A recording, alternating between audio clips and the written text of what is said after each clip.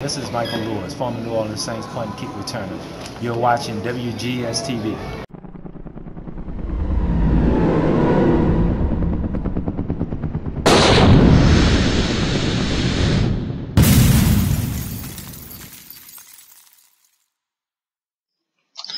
Hello everyone, welcome to another installment of WGS-TV right here on YouTube.com/WrestleGamer and ZFX-TV.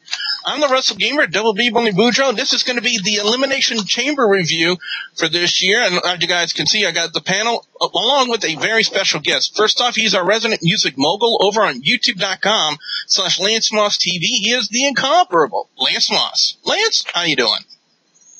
I'm doing pretty good. Thanks for having me. Looking more stoned than Stephanie McMahon after a bender, ladies and gentlemen, the master of Rockin' Waves 11294 is here, Chris Rogers. Chris, how you doing? What kind of weed have you been smoking? If only. And ladies and gentlemen, our very special guest, guys, you know him from YouTube.com/OTRSCentral. Ladies and gentlemen, he is the one, the only, Schlegdaddy. Schlegdaddy, welcome to WGS-TV.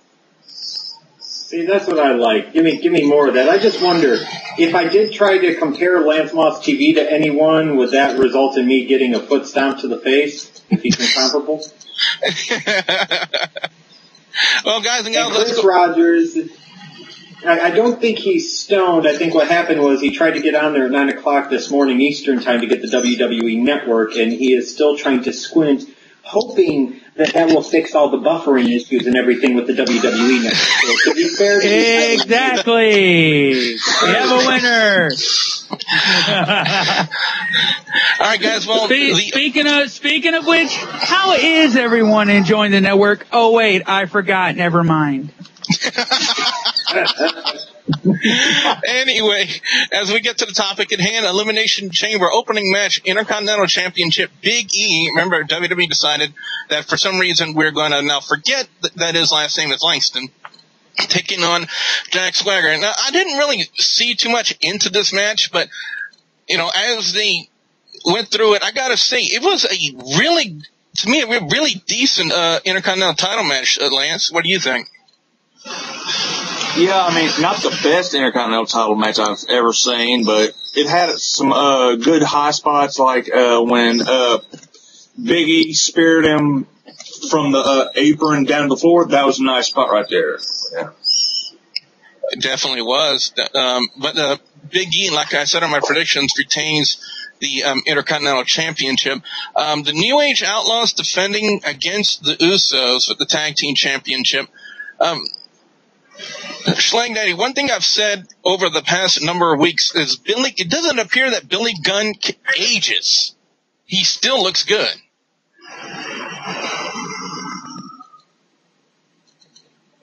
What was that again? It's like Billy Gunn doesn't age anymore. I mean, the guy still can go like he did back in the day in the Attitude Era. Well, I don't know about all that. I mean, I'm going to be honest with you. When I look at the New Age Outlaws now, you know, I see guys that, you know, I'm kind of confused because on the one hand, they're technically supposed to be working as the heels. You would think in theory, the way they're kind of being packaged and presented. On the other hand, makes you think that they're trying to go on this nostalgic kind of last babyface run, which obviously being friends with H, as we would call him, God himself, you know, it lends you the ability to do whatever the hell you want. But to me, ultimately, I would think this would be about trying to get the Usos over more than anything else, not trying to get the nostalgia pops. You could always have the New Age Outlaws, you know, be faces and be fan-friendly and have the fans love them. To me, if anything, they should be going over the top and going out of their way to sit there and help the Usos get over. But as far as, like, their actual in-ring work, it seems like to me there are matches where the New Age Outlaws are the New Age Outlaws, and then there are other matches where they just seem like they're relatively disinterested. And for a little bit of that match last night, as it kept going, I started thinking that. I'm like, I wonder if the New Age Outlaws really want to wrestle these guys. That's what I saw anyways. I might be a little different than everybody else, but, I mean, Billy Gunn, I hope when I get to his age that I look as healthy and strong as he does, but I'm just saying, it seems like the effort's a little lackadaisical from them. Botox. Now, when I did my predictions video yesterday, guys, I kind of blew it and forgot about Titus O'Neil and Darren Young going one-on-one. Kind of shows you the significance of that match. Not many people actually cared about it. And the way it was presented last night, still feel the same way. Nobody gave a damn about it. Not knowing I didn't. Titus O'Neil. More people were interested in the Divas match, if that says anything. Yeah, and it was an unannounced match, too. Way to go, WWE. I want to say the matchup that really stole the show for Elimination Chamber last night was the Wyatt family and the Shield. The two big factions that fans have been wanting to see for the longest time. Finally got to see the collision. Now, I was figuring it would see maybe some sort of bickering between Roman Reigns and Dean Ambrose, which would kind of cost them the match.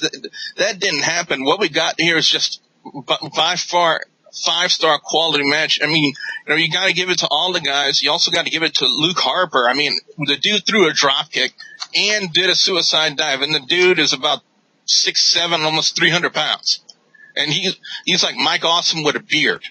But I will say this: I love Roman Reigns' counter, Chris, from Sisters Abigail's kiss into that headbutt that he did. I thought that was a sweet counter. Oh yeah, and also during this match we get to see what we see at every single pay-per-view. The destruction of the Spanish announcers table. And I found that funny at one point they actually started trending and they actually acknowledged that on commentary. R.I.P. Spanish announce table. I thought that was hilarious. On to the unannounced Divas Championship match between AJ Lee and Cameron. Yet word is at first it was supposed to be Naomi, but due to the orbital socket injury that she suffered, that wasn't going to happen. So they replaced her with Cameron. Now, did I think at any point in time that WWE was really going to drop the Divas Championship off of AJ Lee and put it on Cameron? No, it would have been a mistake. I don't think Cameron's ready for that. AJ Lee right now so far is the best qualified person to have the Divas Championship, even though they did kind of tease a little bit with Tamina kind of screwing up, doing a little miscue and kicking AJ Lee in the face, and then she goes and gets her disqualified, so therefore she keeps the title.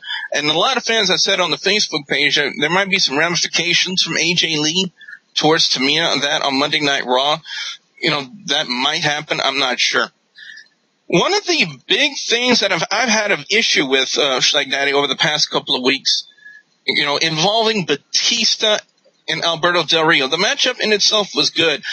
What I had an issue with is the fact that fans are just going out of their way to hate Batista more than John Cena. Give me a second. Let me catch my breath here. As I watched that Batista match, he was sucking so much wind and he was so blown up from getting beat down with a crutch. It takes me a second or two to gather myself.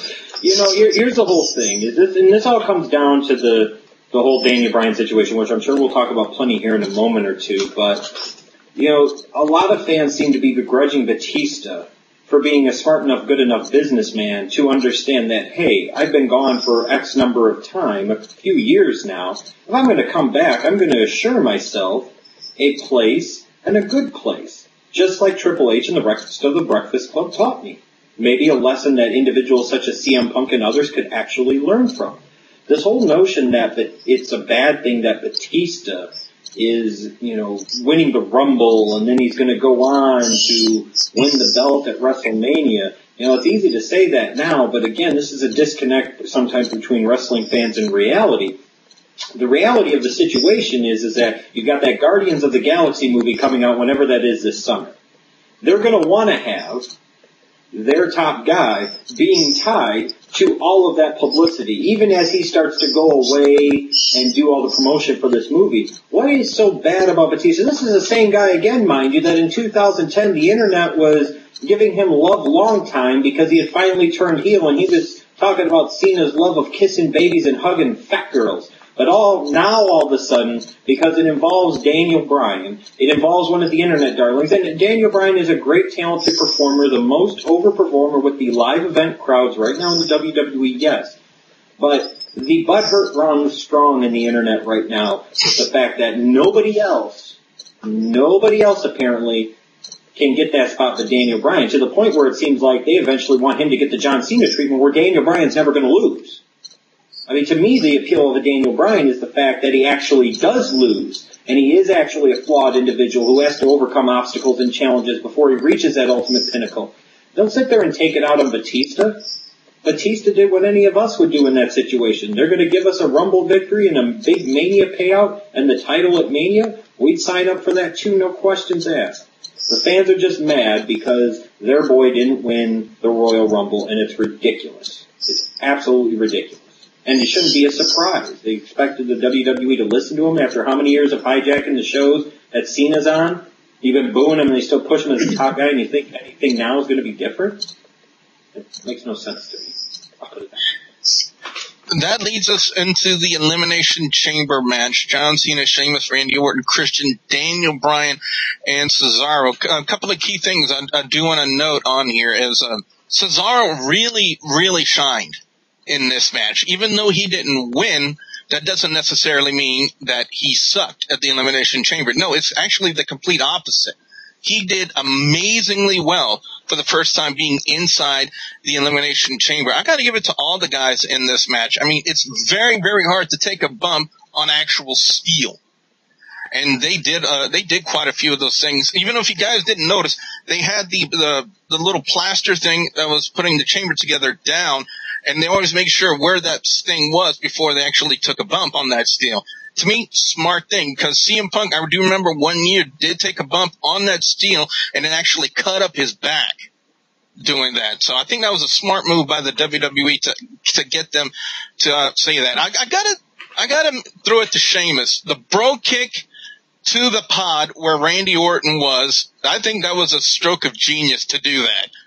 I mean, if Sheamus really needed a good pop besides Daniel Bryan, I gotta say they popped for Sheamus and that bro kick through the pod to get to Randy Orton.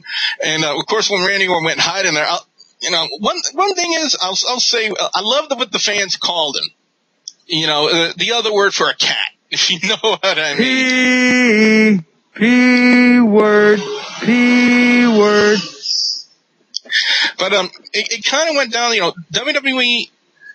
I still don't understand the usage of the Wyatt family going after John Cena. Schlegdaddy, do you have any thoughts on that about, why WWE is using the Wyatt family now against John Cena? Well, if you remember before, if I'm not mistaken, they did attack him a little while back.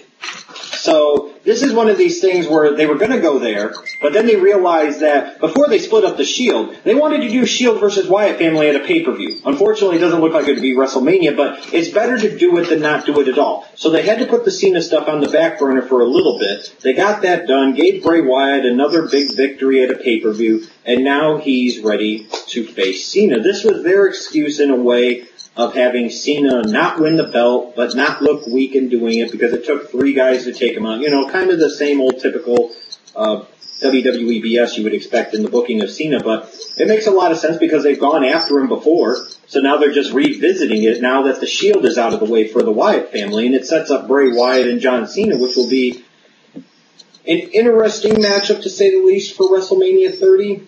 I'm curious to see how the chemistry and the dynamic is going to work here. This could be something that could be really, really good. This could be something that a guy like Cena will be remembered for doing something different.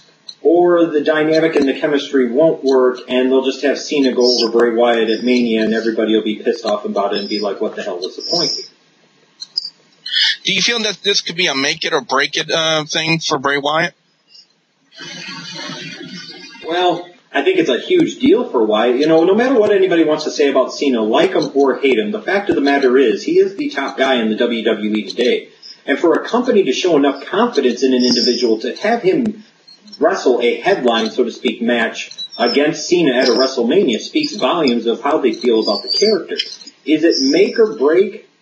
No, I don't know if there's a lot of break to it. There's an awful lot of make to it. as in this is the type of match that can help make a Bray Wyatt, like I said before, to potentially position him what I feel he should be envisioned as is a future opponent for Undertaker at WrestleMania. That is, of course, if they are actually viewing it in that long-term sense. You've got to get him, somebody big and somebody important. And Cena seems to stand out. And, potentially having a guy like Cena, where losing to a Bray Wyatt at WrestleMania would hurt him absolutely nothing. It would make all the difference in the world for Bray Wyatt. Lance, as we saw Kane getting involved inside the Elimination Chamber, costing Daniel Bryan the WWE World Heavyweight Championship, and of course that's when all the fans had to go all butthurt crazy about it. But to me, I kind of expected that. What about you? What are your thoughts about that? Yeah, as soon as after the whole Cena Wyatt family segment, as soon as Kane was like, oh hell, here we go, then bam, it's like, yeah. Now, I still figure, in my opinion, Lance, that we're going to see Kane versus Daniel Bryan at a WrestleMania. I think it would make more sense to consummate that feud at a WrestleMania. Well, yeah. I mean, you could build the former team. Hell no, people. And then it's the authority versus anti-authority thing. But yeah, I could either see it going that way or Triple H, one of the two. But it's leaning more towards Kane versus Bryan. Yeah. Well, we got some fan reviews here, guys, before we go into our overall scores for the Elimination Chamber. Guys, gals, again, whenever you send in a fan review to Facebook.com/WGS-TV, of course, we'll read it out loud here on our official reviews. First one comes from Eddie Dobeck. He says, the best match all night was the Wyatts versus The Shield. The only way the Chamber would have won was if Daniel or Christian won. Glad the Wyatts took out Cena. That made my night. Okay, Eddie. Exactly. Always got to have the Cena haters. We have another interesting question, guys. Go ahead. Question, and any of you please chime in on this. Now, we know dang good and well from going back like Daniel Bryan, Dolph Ziggler, or let's say Daniel Bryan, CM Punk.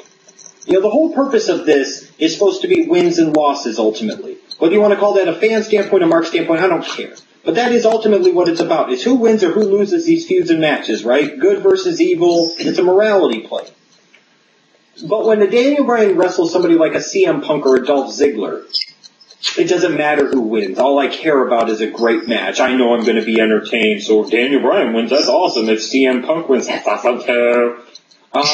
But all of a sudden now, when Daniel Bryan is in a match where he's this close to the title, it entirely ruins somebody's perspective of a show if he doesn't win the damn belt. So I don't understand how this kind of washes here. It seems like a very big double standard. Most other times, it doesn't matter whether he wins or loses. Now, it ruins an entire show for you if the guy loses. Or it makes the entire show if the guy wins. I'm incredibly confused. I don't know if anybody can explain this to me, how this works or where so many fans are coming up with this philosophy. I would think more along the lines that Daniel Bryan's fans have been wanting to have him have a legit run as the top guy in the WWE as the champion. A lot of fans have been wanting to see it. They think Daniel Bryan deserves it. And I'm going to agree with them to a point. Yeah, Daniel Bryan does deserve to have a legit run as WWE World Heavyweight Champion. Is this right now the perfect time for Daniel Bryan to be WWE World Heavyweight Champion? No. They're working in with an angle with Kane, and that's probably going to happen at WrestleMania. Why fans, boo the fact out of that is they still want Daniel Bryan to be champion no matter what. Let me ask you this, then. Would you rather be CM Punk or Mick Foley? That's the first question. CM Punk or Mick Foley? I don't know. Mick Foley, legend, Hall of Famer. CM Punk, known for having the longest reign as WWE Champion, 434 days, and a quitter. The point I'm getting at here is you can never really say that Mick Foley had that truly lengthy, validating, long run with the WWE title. He never did. And ultimately, yeah, he won it, 3 times, but his reigns were all short. But did it matter at the end of the day? No, it didn't. If you look back at Austin never really had a tremendously long title reign either. Most of his reigns were, 3-4 months or less. Same thing with The Rock. You know, sometimes it's not the belt that makes the champion, it's the champion that makes the belt. And, you know, I just sit here and I'm wondering, you know, does he really need to have a long title reign? Because I'll point to ROH as a specific example. All those years that Davey Richards was this close to that brass ring, and then he finally got that strap, and he had a long reign, and everybody realized how bad it was. Is it Daniel Bryan really needing a long title reign to validate him? Or is the thrill more in the hunt and the chase and maybe seeing him get that ultimate top prize, and then whatever happens doesn't really matter afterwards? I say the thrill and the hunt would be more along the lines for it, because Daniel Bryan, to me, in my personal opinion, doesn't need to be validated. He's validated already. The huge following he has, the way that he can just captivate a crowd by shooting up his fingers and going, yes, yes, yes, like that. It is kind of a magical thing to see some guy, just using one word and a gesture, unlike Stone Cold Steve Austin, to cultivate the WWE audience like that. So I'd say, no, he does not need the WWE World Heavyweight Championship to validate him. I think it's just fanboys out there that actually want to see him as champion.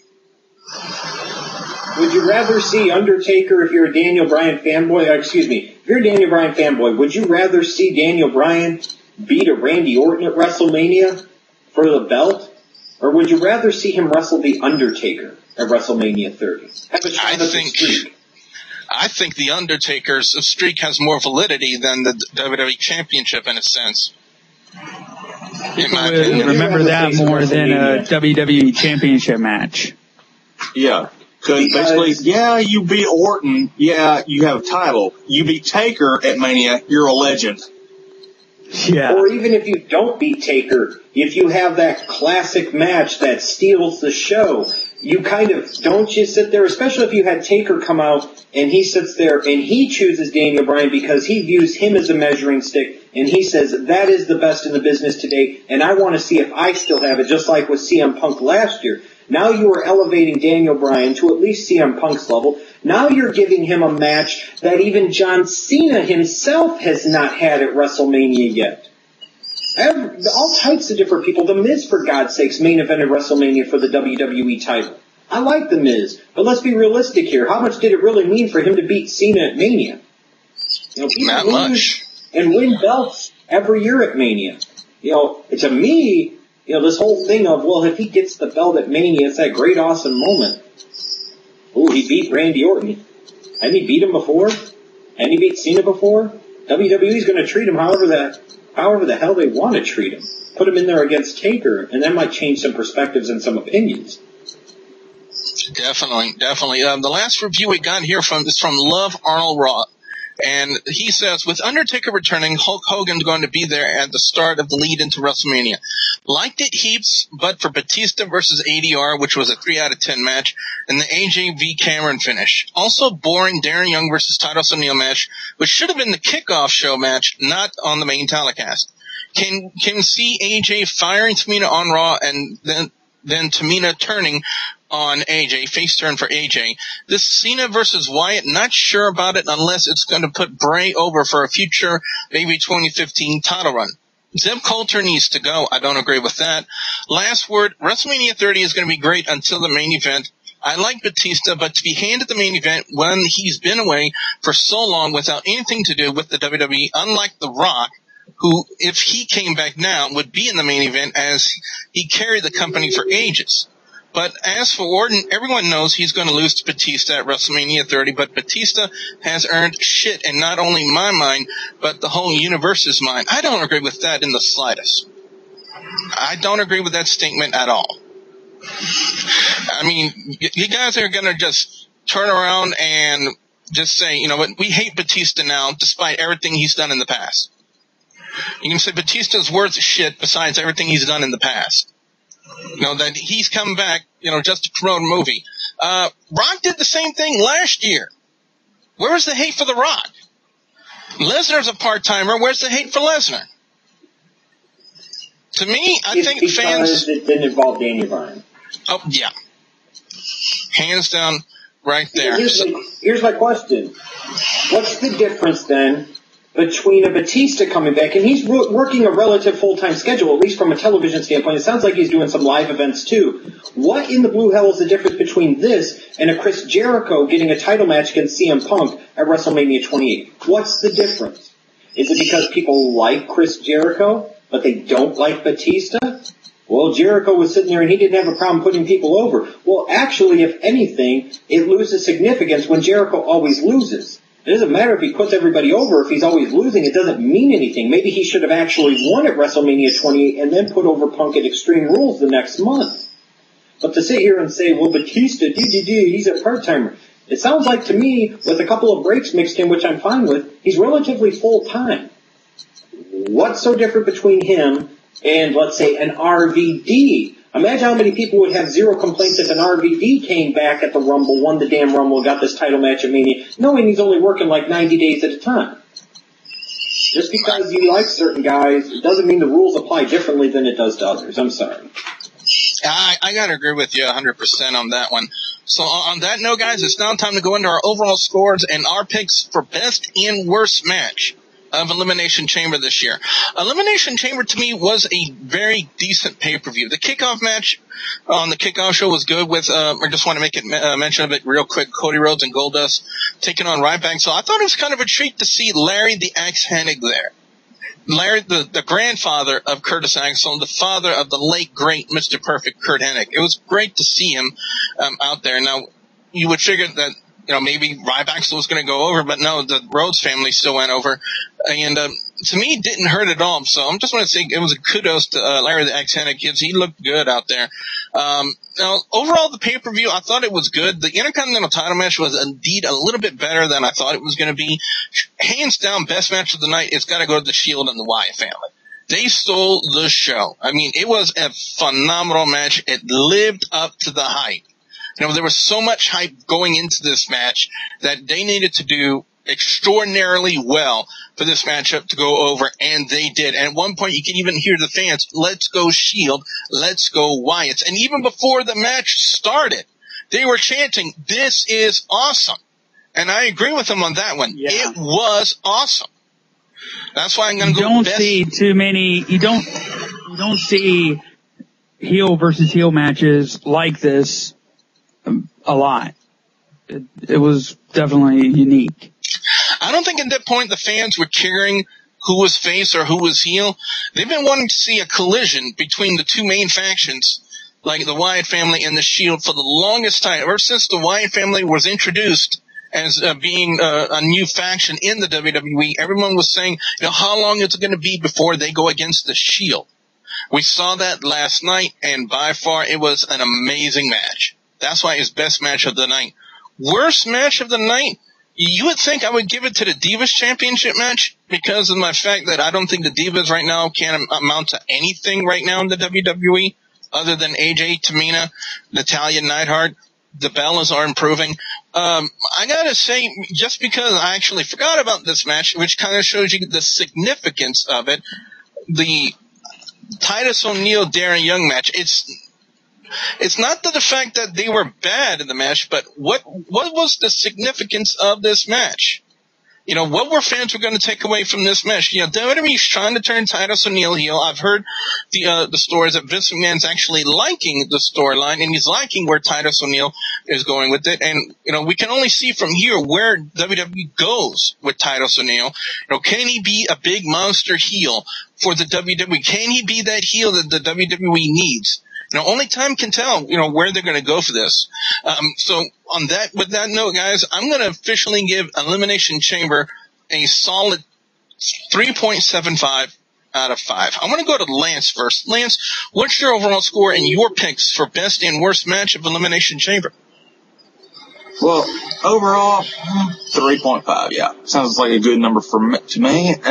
Best match, Wyatt versus Shield. Only one way it could have been better. One way. They would have done like sort of an Elimination Chamber War Games type deal. That would have went over the top. Worst match, just because I expected more from it, the Chamber match. Now, it wasn't a terrible match, I just expected more. Worst segment, did we really need to see all those Bad News Barrett segments? Really? I still remember at one point during the came coming out. Did anyone catch the backstage segment when they were back there with like Santino, Khali, and Emma, and then we hear Emma making the comment saying that I love toys.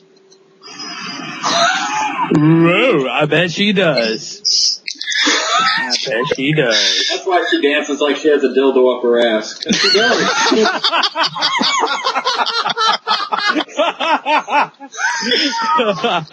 Chris, to you, your overall score and your picks for best and worst match of Elimination Chamber? For the best match, gotta go with the Wyatts versus Shield. Very good, very well done match. Worst match of the night, Titus versus Young, or actually, I take that back. Jobber versus Jobber. Cause, I mean, in my opinion, Titus, if Vince is wanting to make him a big heel, it's gonna flop more than Ryback. They're both gonna turn jobbers. I don't see them going anywhere. It's just gonna go back to being jobber status. The worst segment, I mean, why did we have to see Santino and, playing with all them toys and Emma playing with them? I'm like, it wasn't really them playing. It was more of a collection of the jobbers in the backstage area. I mean, it basically where all the jobbers hang out. So, in my opinion, if you wanted to see what jobbers do in their spare time when they're not scheduled to work, well, they play with, alright, and this is the only time I'm gonna say this. They end up backstage playing with themselves. I was trying to find a way to say it. That's the only way. So, and with each other. They end up playing with themselves backstage. So, overall pay-per-view score, I gotta give it a 3 out of 5. And finally, ladies and gentlemen, our special guest, Schlegdaddy, his overall score and thoughts on the Elimination Chamber. I usually don't do great, but I guess I will give more of my overall thoughts then. In terms of this show, one of my concerns heading into Elimination Chamber was this was kind of going to be that last pay-per-view utilizing that old pay-per-view WWE business model. Now the landscape, the game, the business has changed. And now you're going from a process where you're expecting people to pay $45 or $55 or depending on the pay-per-view, whatever the price is for a show. And basically now you're going to sit there and you're only getting $10 a month for it pretty much. So I was concerned about, is that going to lead to a decrease in quality? A lot of what I saw on this show felt like it belonged on a Raw or a SmackDown. If you really think about it, that opening Intercontinental Championship match actually was surprising in how good it was. It was a really good kind of opening curtain jerker type of match. It got the crowd, it did its job. It didn't steal the show. It didn't sit there and overpower anything. It got the crowd interested. But then you have a mediocre tag title match. You have a couple of other things, that just kind of drain a lot of enthusiasm. You have Darren Young versus Titus O'Neil, which killed the crowd. Obviously, Shield versus Wyatt is the match of the night. There's no question about that. I do agree that the worst match of the night, when you basically have only 2 real featured primary matches getting all the billing heading into this pay-per-view, they touched on all these other matches, except for the Divas, before the show in the weeks leading up with Raw and SmackDown. But these were the 2 money matches, Shield versus Wyatt and the Chamber match. And to me, the Chamber match lacked those truly exciting, memorable moments. It didn't really make anybody a star. And all it did to me ultimately was have a very predictable finish. Was John Cena was going to get taken out by the Wyatt family, so of course he wasn't going to lose clean. And Daniel Bryan was going to lose, so everybody else was pissed off. It was just one of these things that it just left me with this feeling of disappointment. I mean, it'd be one thing if starting next month you got this pay-per-view and you only paid $10 for it. Maybe that changes your expectations a little bit. When you're expecting people to pay $45, $50, $55 for this, and this is the best you give them, You can do a lot better. It's the problem of only having 2 real featured marquee matches on the show. If one of the 2 doesn't deliver to what you feel like it should, then it just drags down the entire show. And that chamber match to me was the worst match of the night because of the fact, not in theory that it was the worst wrestling match, because of what it represented and the fact that it could have been so much more. And it'll be a chamber match that a year or 2 from now we'll barely remember other than for how it finished. Well, on that note, guys and gals, what we want to know now from you guys out there, the viewers and subscribers, your thoughts on the Elimination Chamber. What are your overall scores? What are your picks for best and worst match of the Elimination Chamber? We definitely want to hear from you guys out there. Be sure to put your comments in the comments section below. Don't forget to like and favorite this video. Lance, what can fans expect to see when they come visit your channel over on youtube.com/LanceMossTV? Album reviews, NASCAR reviews, Redneck Gourmet cooking videos, Q&As, and whatever else pops into my head. He is the proprietor of DJ Chris Master Productions and Rockin' Waves 11294. Chris, where can fans go to find out more information? They can go to facebook.com/DJ Chris Master Productions on Facebook for my DJ business. I have affordable prices. And also to find out more about Rockin' Waves, go to rockinwaves.com. Also my YouTube channel, youtube.com/ChrisMaster1, where we are at 191 subscribers. And I know ladies and you gentlemen, say whoop-de-doo, big fucking deal, but hey. And ladies and gentlemen, I'd like to thank our very special guest, the Schlegdaddy from youtube.com/OTRSCentral. Schlegdaddy, thank you very much for joining us. Absolutely. I'm going to do this. I don't know why I'm doing this, but it felt like it was the right thing to do. I feel like I'm 12 years old again. Yeah, there we go. See, everybody could do it. It's like a pair of dinglings on your hands. Everybody out there in WGS-TV land, well, let me tell you something, brother. The first thing you need to do is you need to like and favorite this video, and you need to subscribe to this channel, dude, and then you need to go over to Lance Moss TV, and you need to check him out. You need to check out that other Chris dude. He's pretty cool with the glasses. I'm going to get over 200 subscribers, brother. And then you need to go to youtube.com/OTRSCentral, and you need to subscribe to the Schlegdaddy and OTRSCentral. And oh, by the way, brother, I'm coming to Blog Talk Radio starting early next month, brother, at blogtalkradio.com/OTRSCentral. And what you gonna do when the Schlegdaddy and OTRSCentral, Lance Moss, Chris in the glasses, and the Wrestle Gamer run wow on you? I can't wait to see Hogan tonight. Hell yeah. Yeah, somebody get the brother count already, because we're going to have to count how many times it says the word brother tonight on Monday Night Raw. Dude and Jack. Fans, also don't forget to like the Facebook page, facebook.com/WGS-TV, and don't forget to please subscribe to youtube.com/WrestleGamer and youtube.com/ZFXTV Network if you haven't already. So for the incomparable Lance Moss TV, the proprietor of Chris Master Productions, Chris Rogers, and our very special guest, the Schlegdaddy from youtube.com/OTRSCentral, I'm the Wrestle Gamer, Del Billy Bujo, saying thank you very much for watching. Also, P.S. to the Shining Star Rick Star, there's a chair shot in your future.